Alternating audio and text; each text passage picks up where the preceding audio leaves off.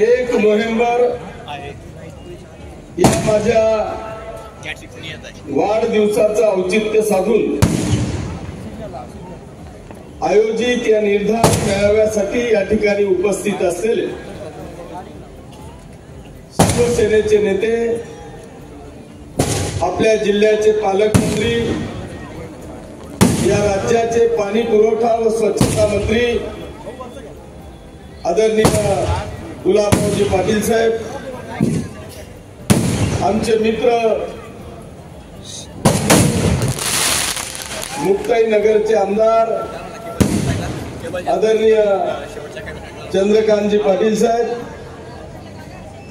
शिवसेनेचे जिल्हा प्रमुख आदरणीय रावसाहेब जुगू,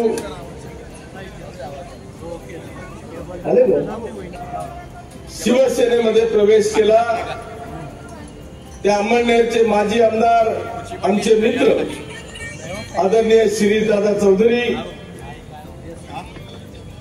जळगाव विभागाचे जिल्हा प्रमुख आदरणीय विष्णुभाऊ भंगाळे, खास करून भुसावळून आलेले प्रहारचे नेते आमचे मित्र आदरणीय अनिलभाऊ चौधरी, सगळ्यांचं नाव घ्यायची इच्छा आहे, पण मंचावर उपस्थित असलेले सर्व शिवसेनेचे पदाधिकारी, आजी माजी नगराध्यक्ष, नगरसेवक, जिल्हा परिषद, पंचायत समितीचे सर्व सन्माननीय सभा सदस्य, बांधवांनो, सर्व सन्माननीय व्यासपीठ आणि समोर विरोधकांच्या भुवया उंचावतील एवढ्या मोठ्या संख्येने उपस्थित असलेल्या सर्व माता, भगिनी, बांधवांनो आणि मित्रांनो, मी पहिल्यांदा तुमचं सगळ्यांचं या निर्धार मेळाव्यासाठी मनापासून स्वागत करतो, आपलं सगळ्यांचं अभिनंदन करतो। वाढदिवस माझा 1 तारखेचा आहे, पण गेल्या 28 तारखेपासून माझ्या वाढदिवसाला सुरुवात झालेली आहे। आजचा 1 तारीख आहे, पण 4 दिवस झाले आता हा वाढदिवस चालू आहे। मला वाटतं अजूनही 2 दिवस चालेल तरी गर्दी कमी होत नाही। आज तर अशी परिस्थिती झाली की 8 तासात मला 1 सेकंद सुद्धा बसायची वेळ या ठिकाणी आली नाही। इतकं अफाट प्रेम या माझ्या पाचोरा आणि भडगाव मतदारसंघातल्या जनतेने मला या ठिकाणी दिलं। पण आज निर्धार मेळावा असल्यामुळे कदाचित संध्याकाळी 6 वाजेपासून आपल्या सगळ्यांना मी भेटू शकलो नाही, परंतु तुमच्या सगळ्यांचे आशीर्वाद मला मिळालेत असं गृहीत धरून तुमच्या सगळ्यांच्या शुभेच्छा या खंबीरपणे माझ्या पाठीशी आहेत असं मी या ठिकाणी समजतो। बांधवांनो, आपण आज निर्धार मेळावा करतोय। रावसाहेब जुगूंनी सांगितलं की आपण अकेला चरवल्यावर लढतोय। बांधवांनो, ही वस्तुस्थिती आहे। मी आपल्या जिल्ह्याचे पालकमंत्री आदरणीय गुलाबरावजी पाटील साहेब असतील, सर्व सन्माननीय नेते असतील, आपल्या शिवसेनेचे आदरणीय मुख्य नेते असतील, माजी मुख्यमंत्री महोदय असतील, या सगळ्यांची मी माफी मागितली की मी तुमच्या परवानगी विना या महाराष्ट्रामध्ये सगळीकडे युतीची चर्चा चालू असताना इकडे जर आवाज येत असेल तर आज मी या सगळ्या नेत्यांची माफी मागितली की मी तुमच्या परवानगी विना पाचोरा आणि भडगाव मतदारसंघामध्ये युती होणार नाही। शिवसेना ही स्वतंत्र लढेल अशा पद्धतीची घोषणा त्या ठिकाणी केली।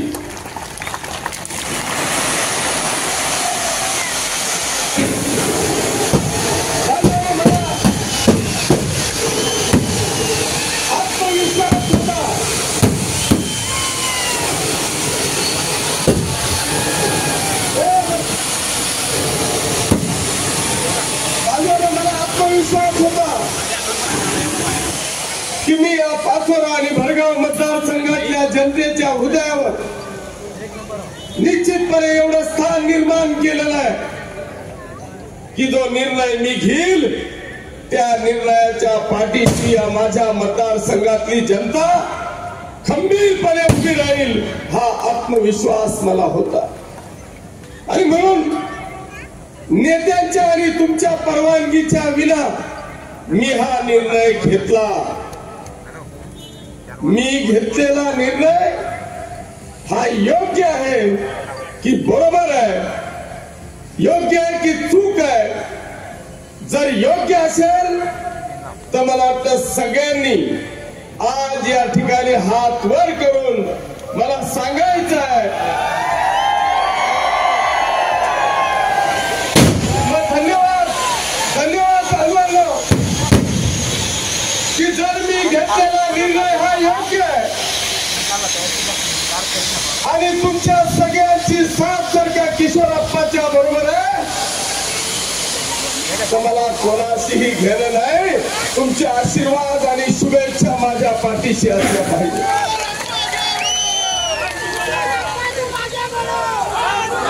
कारण माझ्यानं मी असा निर्णय घेतला नाही. तुमच्या सगळ्यांच्या आशीर्वादाने 10 वर्ष झाली. आम्ही लोकसभा आली की यांचं प्रामाणिकपणे काम करायचं, यांनी दिलेल्या आदेशाचं पालन करायचं. अरे या महाराष्ट्रामध्ये लोकसभेची इतकी पडझड झाली, पण या जळगाव जिल्ह्यामध्ये आमचे 5 आमदार होते. शिवसेनेचं संघटन मजबूत होतं. महाराष्ट्रात अनेक ठिकाणी लोकसभेच्या जागा पडल्या, पण आपल्या जळगाव जिल्ह्याच्या 100% दोघच्या दोघ जागा लाखोच्या मतदारांनी या ठिकाणी लोकसभेमध्ये निवडून गेल्या. आमचा निदान खारीचा वाटा होता. आम्ही सिंहाचा म्हणणार नाही, आमचा खारीचा तर वाटा. अरे आम्ही एवढा मोठा निर्णय घेतला, आमचं राजकीय करिअर डावावर लावलं. आमचे मुख्य नेते आदरणीय एकनाथ शिंदे साहेबांनी आपलं स्वतःच करिअर, राजकीय करिअर डावावर लावलं. आम्ही सगळेच्या सगळे त्यांच्या शब्दाखातीर त्यांच्या मागे गेलो. बाजारामध्ये आले, आपलं मिशन फतेह झालं.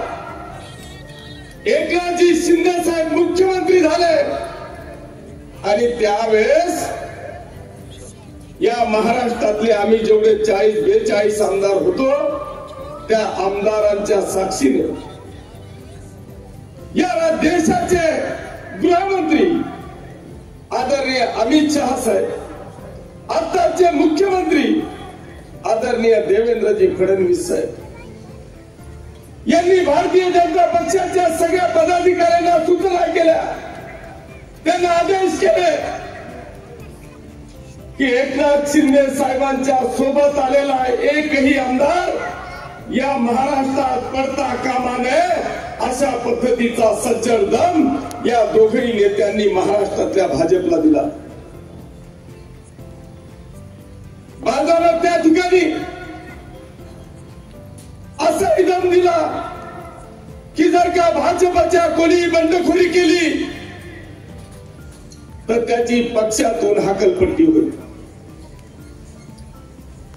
पण तुम्ही सगळ्यांनी पाहिलं, एवढे सगळे आदेश देऊन सुद्धा जर का आदेशाचं पालन होणार नसेल मग यांना काय देशाच्या पंतप्रधानांचे आदेश पाहिजे, मोदी साहेबांचे आदेश पाहिजे? बांधवांनो, यांनी आदेशाचं पालन केलं नाही. आणखी बंडखोर उमेदवार उभा केला आणि एक बोटावर मोजण्या इतके भाजपचे पदाधिकारी आपल्या बाजूला ठेवायचे आणि अख्खी भाजप त्या बंडखोराच्या मागे उभी करायची. इतके नालायक धंदे मी गेल्या 10 वर्षापासून यांचे पाहतोय. बरं उभा राहिला. आता आदरणीय महसूल मंत्री बावनकुळे साहेब चंद्रपूर का भंडाऱ्यामध्ये त्यांची सभा झाली. आणि त्यांनी सांगितलं की आता जर का भाजपमधून कोणी बंडखोरी केली तर 5 वर्ष त्याची भाजपमधून हकालपट्टी होईल. जेव्हा आमची विधानसभा झाली तेव्हा हेच बावनकुळे साहेब प्रदेशाचे अध्यक्ष होते. मी रात्री 2-2 वाजता यांना फोन केला, फोन रिसिव्ह व्हायचा नाही.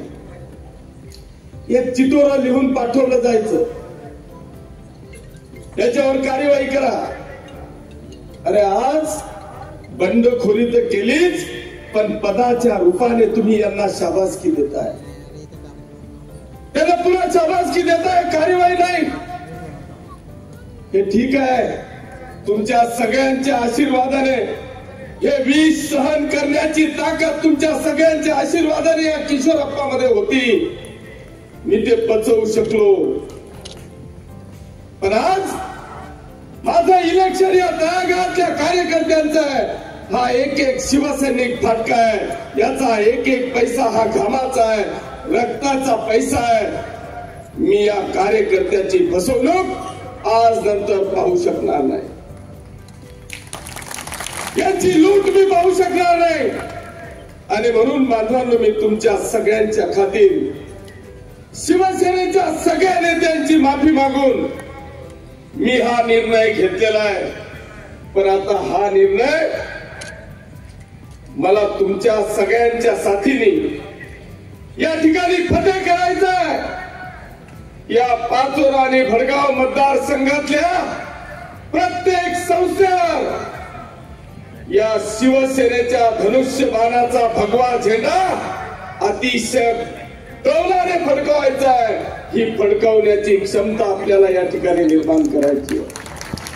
मला आत्मविश्वास आहे. अरे ही जनता आपल्या सोबत आहे. मला आज काय चाललंय मला माहित नाही, पण आपले माजी मुख्यमंत्री, आताचे उपमुख्यमंत्री, शिवसेनेचे मुख्य नेते, अरे यांनी 2.5 वर्षाच्या कार्यकाळामध्ये असं काम केलंय. मी तो नायक पिक्चर पाहिला होता अनिल कपूरचा, 1 दिवसाचा मुख्यमंत्री.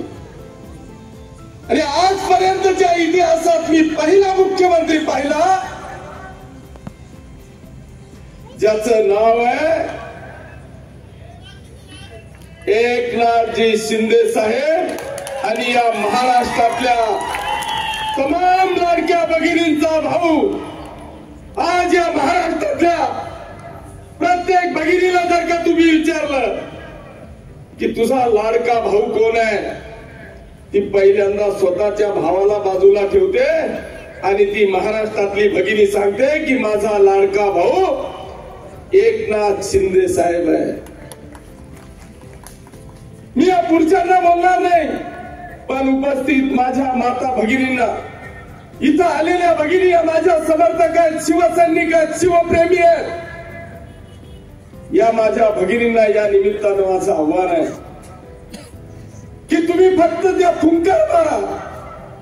अरे या मतदारसंघातली 100% भगिनी ही तुम्हाला तुमचा शब्द ही खाली पडू देणार नाही. तिला फक्त आठवण द्या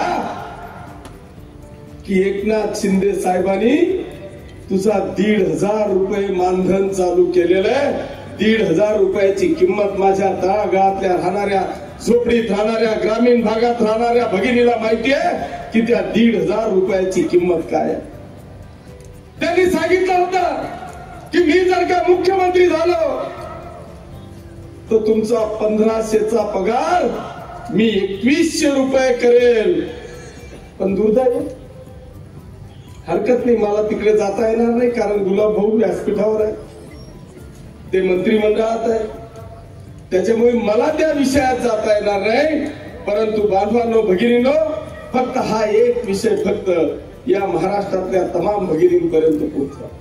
अरे काय दृष्टी असेल त्या माणसाकडे, त्यांनी या महाराष्ट्रातल्या तमाम भगिनींना, अरे जन्मापासून तर शेवटच्या प्रवासापर्यंत या महाराष्ट्रातल्या तमाम भगिनींचा विचार त्यांनी केला. आणि 100% मातेला, 100% या महाराष्ट्रातल्या नारीला सक्षम करण्याचा निर्णय या ठिकाणी घेतला.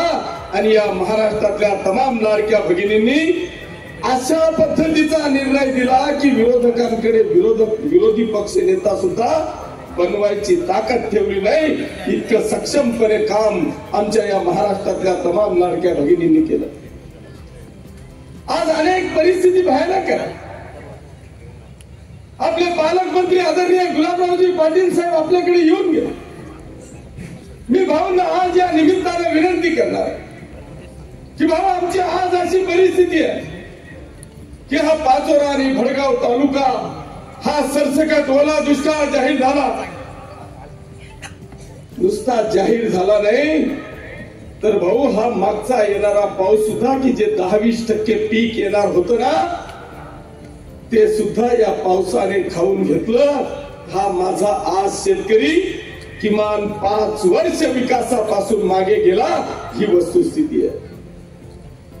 माझी विनंती आहे भाऊ की जसा हा शेतकरी 5 वर्ष मागे गेला तशा ह्या तुमच्या आमदारांनी गेली 10 वर्ष या मतदारसंघाच्या विकासाकडे लक्ष केंद्रित केले आणि या पाचोरा आणि भडगाव मतदारसंघाला या उत्तर महाराष्ट्राचा विकासाचा पॅटर्न तयार करण्याचा प्रयत्न केला. ज्या पद्धतीने माझा हा शेतकरी बांधव आज 5 वर्ष मागे गेला त्याच पद्धतीने हा तुमचा आमदार सुद्धा विकासाच्या दृष्टिकोनातून भाऊ 5 वर्ष मागे गेला. माझे धरणं वाहिली, माझे रस्ते फुटले, माझे पुलं वाहून गेली.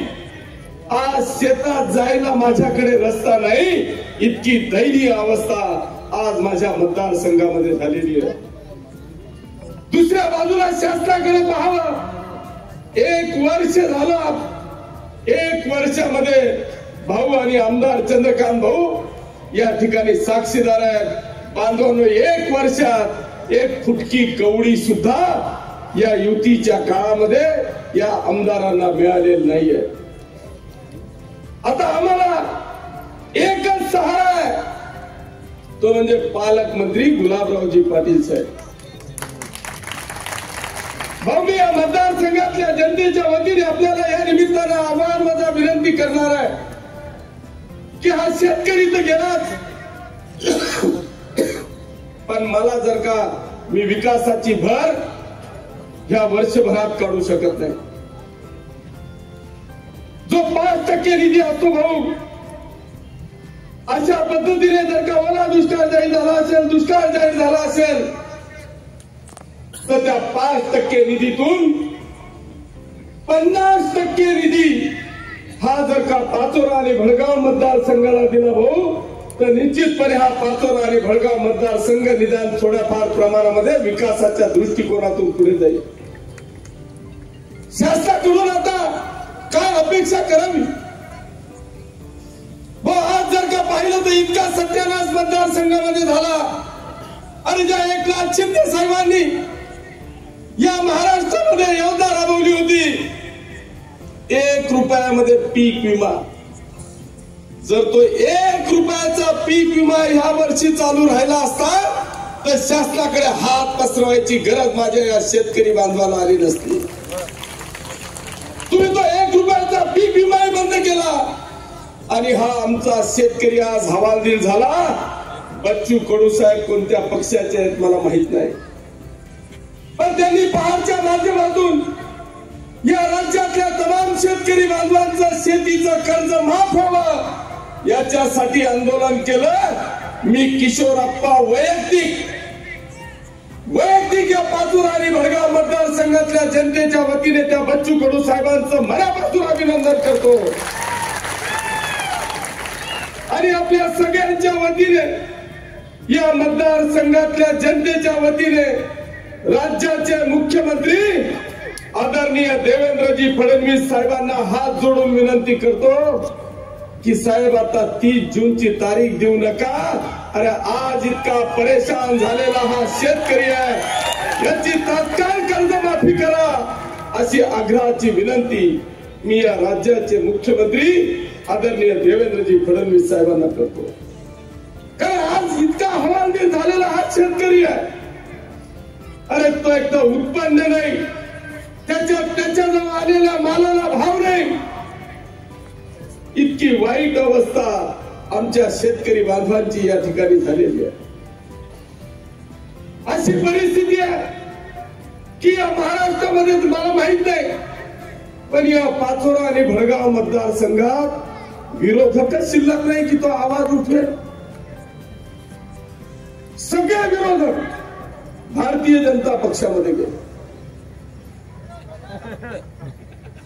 प्रियाताईंनी सांगितलं, वैशुताई इतका आव्हानात होती, कधी कधी मला बी वाटायचं की उद्धव साहेबांना 2च मुलं आहेत, त्यांना मुलगी नाही.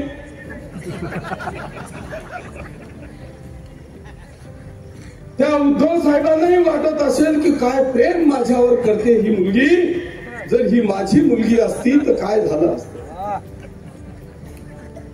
पण 9च नाही ना, इलेक्शन झालं 9च नाही, डायरेक्ट रवाना. अरे माझ्यावर गद्दारीचा आरोप करणारी वैशुताई, अरे तुला या मतदारसंघातल्या जनतेने तू 100% गावं अजूनही पाहिलेली नाही आहेत. जनता तर सोड, गावं सुद्धा पाहिलेली नाही, तरी सुद्धा तुला त्या तात्या साहेबांच्या प्रेमापोटी शिवसेनेमध्ये भावनिक होऊन त्या ठिकाणी राहिलेल्या काही शिवसैनिकांच्या प्रती, तात्या साहेबांवर प्रेम करणाऱ्या काही व्यक्तींच्या प्रती तुला 60,000 वोटिंग मिळाली. 60,000. मी तर गद्दारी केली नाही, मी शिवसेनेत होतो, शिवसेनेत आहे आणि शिवसेनेच्या भगव्या झेंड्यातच मरेल, ही आमची सगळ्यांची ताकद आहे. तू काय केलं? अरे या पाचोरा आणि भडगाव मतदारसंघातल्या 60,000 लोकांची गद्दारी वैशुताई तू केली. अरे जाताना एकटी गेली आमची ती जुनी उभाठातली शिवसेना. भाऊ, जर बोटावर मोजले इतके 2-3 सोडले ना, तर 99% उभाठातली शिवसेना आता शिंदे साहेबांच्या शिवसेनेत या किशोरप्पांच्या प्रेमाखातीर आपल्या सगळ्यांच्या आशीर्वादाने आली. तीच परिस्थिती दिली पोहोची झाली. ही वैशुताई तर गेली, पण सगळे कार्यकर्ते आपल्याकडे. दिलीप भाऊ, मला तर त्या माणसाचं कळतच नाही. अरे कैलासवासी अप्पासाहेब ओंकार वाघांनी, अरे या जळगाव जिल्ह्याची नाही, खांदेची एक मुलुक मैदान तोफ होती. शेतकऱ्यांसाठी धोतर खेचून शिंगाड हातात धरण्याची ताकद आमच्या अप्पासाहेबांमध्ये होती. समाजवादी विचारसरणी होती. अरे त्यांनी आयुष्यात भाजप कधी डोक्यात ठेवलं नाही. भाऊ, तुम्ही भाजपमध्ये चालले, पण तुमचा अनुभव या मतदारसंघातल्या जनतेला चांगला नाही. ते पवार, शरद पवार असो का अजित पवार असो, हे केव्हा कोणावर गुगली टाकतील हे महाराष्ट्राला अजून बी कळलेलं. पण मानावं लागेल आमच्या दिलीप भाऊला, त्यांनी या दोघा पवारांना उल्लू बनवलं. आम्हाला समजलं नाही शेवटपर्यंत कोणत्या पवाराकडे, शेवटपर्यंत समजलं नाही. अजित पवारकडे बी त्याचा 2-4, शरद पवारकडे बी त्याचा 2-4.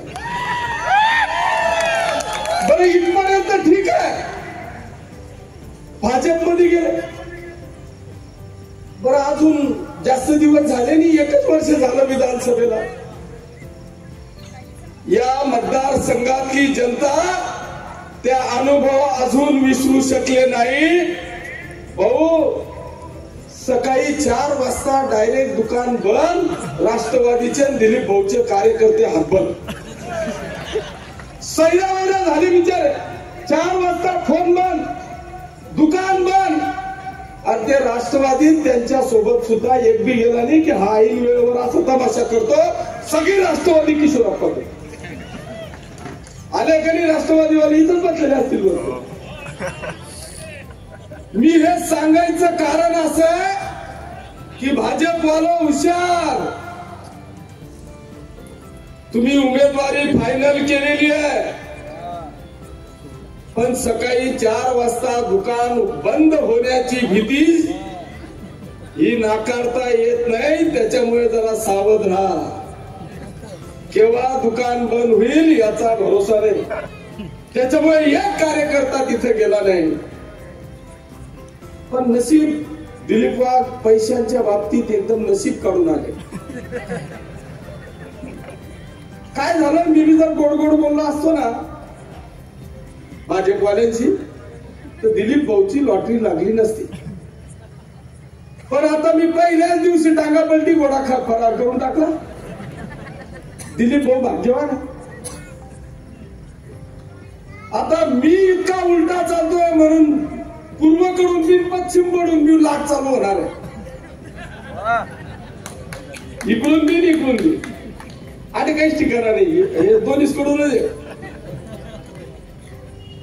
पण ती लक्ष्मी मान्य वाटत हा सगळा अनुभव पाहून भाऊंपर्यंत पोहोचेल, हरकत नाही. मी विचार केला भाऊ की हे सगळं अचानक गेले कस काय.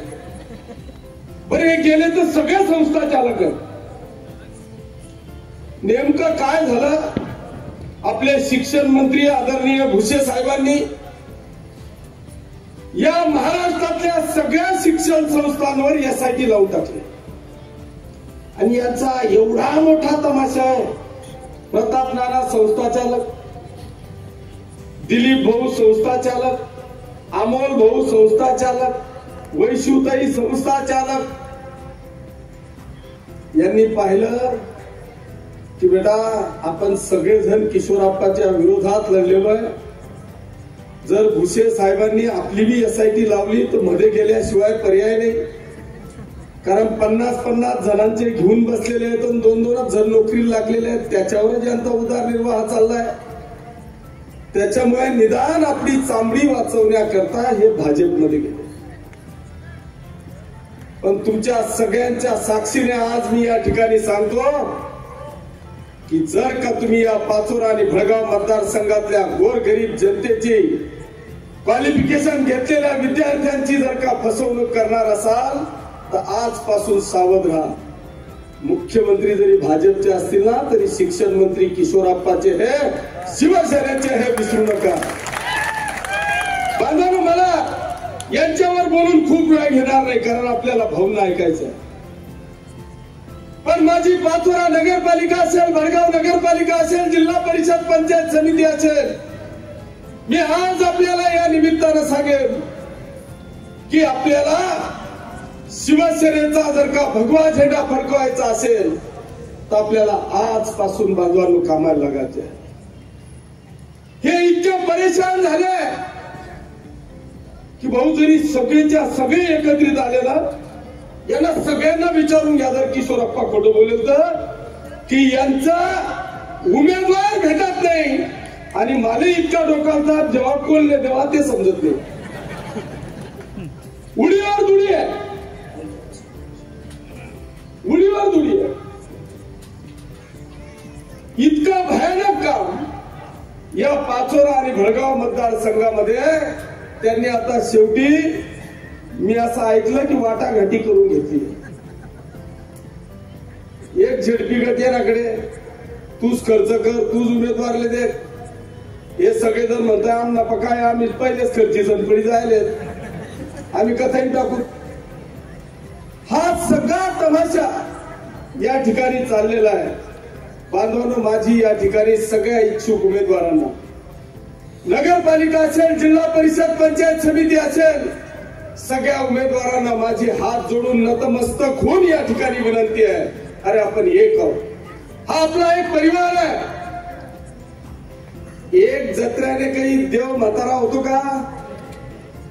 आणि नशीब मात्र राहितं कोणी टाळू शकस का? किशोरप्पाने कधी स्वप्नात पाहिलं होतं का? अरे यार, मी मला शिट्ट्या वाजत फिरून तिसऱ्यांदा आमदार होऊन गेला तुमचा किशोरप्पा. कधी स्वप्नात पाहिलं होतं का?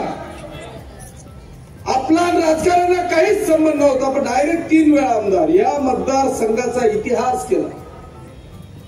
माझ्या नशिबात होत. आणि जर भविष्यातही असेल ना तर कोणीच थांबवू शकणार नाही. त्याच्यामुळे माझी हात जोडून विनंती आहे, मी भाजप सारखं करणार नाही, 5 वर्ष अकलपट्टी करीन. सगळे मला विश्वास आहे की माझा एक सुद्धा कार्यकर्ता मला आजपर्यंत सोडून गेलेला नाहीये. या पाचोरा आणि भडगाव मतदारसंघातला एक कार्यकर्ता येऊन सांगू शकत नाही की या किशोरप्पांनी माझी फसवणूक केली आणि म्हणून मी किशोरप्पाला सोडतोय. असा एक कार्यकर्ता ज्या दिवशी सांगेल ना त्या दिवशी हा किशोरप्पा राजीनामा देऊन टाकेल. हो, एवढा आत्मविश्वास कमवलेला आहे. त्याच्यामुळे मी माझे हात जोडून आपल्याला विनंती आहे, मी अशी 5 वर्ष बडतर्फी करणार नाही. माझं सहन केलं. माझ्या वेळेस अनेक उबाठाचे नावं घेत नाही, पण सगळ्यांना माहिती, अरुण पाटील असतील, गणेश अण्णा असतील, जेवढे उबाठाचे राष्ट्रवादीचे अनेक प्रवक्ते वक्ते, यांनी माझा काय साधा पाटा पाडला होता का? पण मी सगळ्यांना घेतला, कारण मला पक्ष वाढवायचा आहे. बरोबर, त्या विरोधक राहायवर काय म्हणून पूजा करतील, हो मला गाळ्या देतील का? आपण ते मान्य केलं. ते भावनेच्या भरात तिकडे थांबले होते. आज त्यांना पटलं. जेव्हा वैशुताई तिकडे गेली ना, अरे त्यांनी सांगितलं, तिने बोलवलं की आता माझ्या सोबत या. अरे ज्या भाजपशी आमचं आयुष्यभर जमलं नाही, ज्यांनी आयुष्यभर आमच्याशी गद्दारीच केली, त्यांच्या बरोबर तो आम्हाला बोलवते. मग त्या किशोरप्पांनी आमचं काय वाकडं केलं होतं, अशा पद्धतीचं उत्तर देणारे हे आमचे नेते आहेत. एकटीच काही झेंडावर पंढरपूर करत कोणीच नाही. पण मी आज बांधवांना या किशोरप्पांनी सहन केलं, या सगळ्यांना पुन्हा शिवसेनेत घेतलं. पण इथे आज माझी प्रतिष्ठा आहे.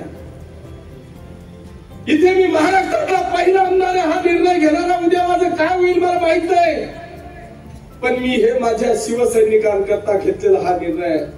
माझा हा तळागाळातला शिवसैनिक आहे, त्याला मी उमेदवारी देणार आहे. इथे कुठल्याही भावना चालणार नाहीये. इथे विजयाचं गणित मी पाहणार आहे. इथे पाचोरा भडगाव मतदारसंघामध्ये जिल्हा परिषद नगरपालिका सगळा सर्वे होणार आहे. कदाचित एखादी चूक सुद्धा माझ्याकडून होऊ शकणार आहे. पण माझे हात जोडून विनंती आहे की बांधवांनो, ज्याच्यावर अन्याय होईल, ज्याला कदाचित उमेदवारी मिळणार नाही, त्याला 100% न्याय देण्याचं काम हा किशोरप्पा येणाऱ्या काळामध्ये करेल, अशी ग्वाही देत असताना या ठिकाणी मी कधीच दम दिलेला नाही. पण आज थोडासा दम मी देतोय की बांधवांनो, जर का माझ्या शिवसैनिकाच्या विरोधात जर का एकानेही बंडखोरी केली ना, तर अजून 4 वर्ष किशोरप्पाचे आहे. मी खरंच सांगतो, मी देवाच शपथ, मी कार्यक्रमात नाही टाकू दे ना, कारण हे किशोरप्पा करता नाहीये, हे तुमच्या माझ्या तळागाळातल्या माता भगिनी कार्यकर्त्यांकरताय. अरे तुम्ही फक्त गावात जा, जनता 100% आपल्या सोबत आहे. फक्त तुम्ही विश्वासात घ्या. सगळ्या कार्यकर्त्यांना विश्वासात घ्या. माझे हात जोडून विनंती आहे की यांनी 100%, कारण हे पंचवार्षिक आपल्या सगळ्यांच्यासाठी प्रतिष्ठेची आहे. यांच्या जो उमेदवारी ह्या करून बसलेले आहेत, कारण भाजप इतकं खतरनाक आहे, आपल्यापेक्षाही जास्त अमोल भाऊ सांगू शकते. अरे त्या अमोल भाऊचा इतका मोठा कार्यक्रम लावला, 10 वर्ष बिचारा अपक्ष माझ्या विरोधात लढला. तिराव दिनेश 2-5 कोटी, पण स्वतःचे तर 10-20 कोटी गेले ना. अरे प्रत्येक गुलाब बाजू ठेवा, पण सगळा आमदार देखील झाला, प्रत्येक उतारावर निकाल जागा नाही हो. इतकी वाईट परिस्थिती आहे. अशा परिस्थितीत आता 29 मध्ये त्यांना स्वतंत्र विधानसभा लढायची, स्वतंत्र विधानसभा लढायची आहे.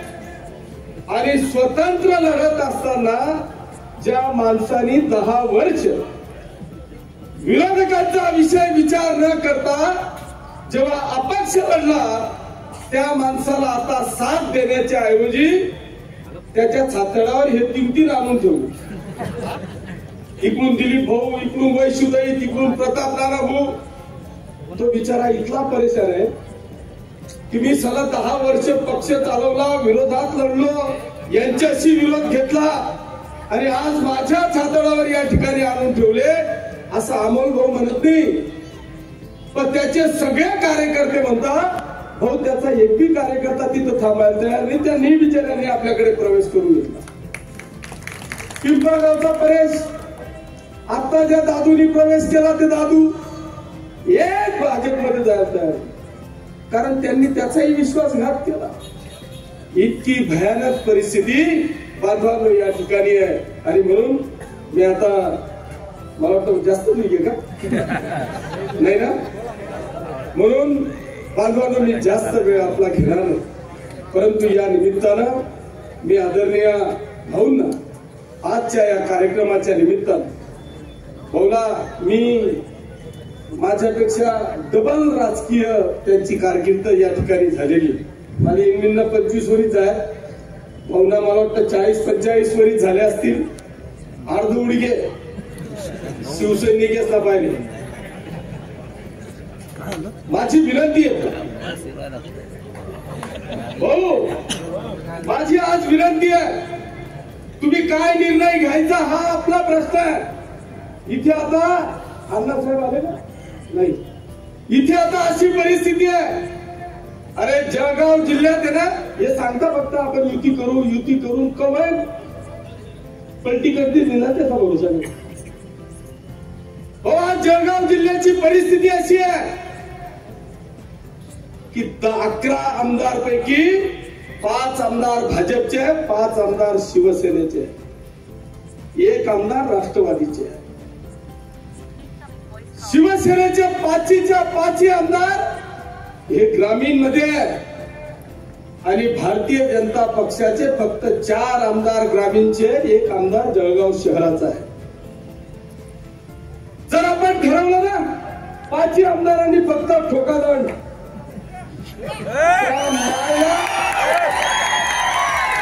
अरे जर का जिल्हा परिषदेवर अध्यक्ष नाही बसला ना, 100% जिल्हा परिषदेवर अध्यक्ष बसेल. जिल्हा परिषदेवर हे काय सांगतात, आमचा अध्यक्ष बसेल.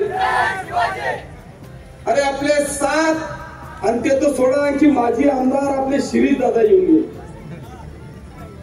तर ते मी 2-4 राहण्याशिवाय राहणार नाही. शिरीष दादा फक्त एवढीच एक विनंती आहे समुद्राबाई, एक बादल्या आपले वाढल्या हो, एक बादलीने जमून जाईल ना, त्यांना 2 बादल्या पाहिजे. हा तिथं डबल आहे ना, नाथा ओबी आहे, गिरीश ओबी आहे. आमच्याकडे काय नाही भाऊ, एकच जेव्हा आम्ही 1 बादली दिली तरी चालते.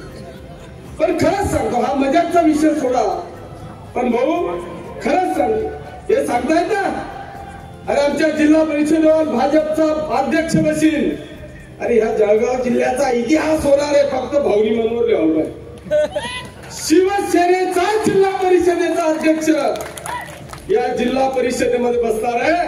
त्याच्यामुळे भाऊंना माझे हात जोडून विनंती, 1 पाऊल या पुढे आमले बोलायला ना, तुम्ही चुप बसा. शेवटी मंत्रिमंडळात त्यांना बसायचं असतं. आता आमने काय असं वरीच ₹2 भेटेल, पुढे काय भेटी ते माहित नाही. अशी बी ठणतं तशी बी ठणतं. से आपला गुलाब पालकमंत्री जे भेटतं ते भेटलं. त्याच्यामुळे मला असं वाटतं भाऊ की आपण जर का असा निर्णय घेतला तर 1001% साले या जळगाव जिल्ह्यात शिवसेनेचा भगवा त्या जिल्हा परिषदेवर फडकल्याशिवाय राहणार नाही, अशी आग्रहाची विनंती या निमित्ताने मी करतो. बांधवांनो, आपण सगळेजण मोठ्या संख्येने या ठिकाणी उपस्थित राहिला त्याबद्दल आपले सगळ्यांचे मनापासून आभार मानतो. आणि आज मी शेवटचे 2 मिनिटं आपले घेणार आहे.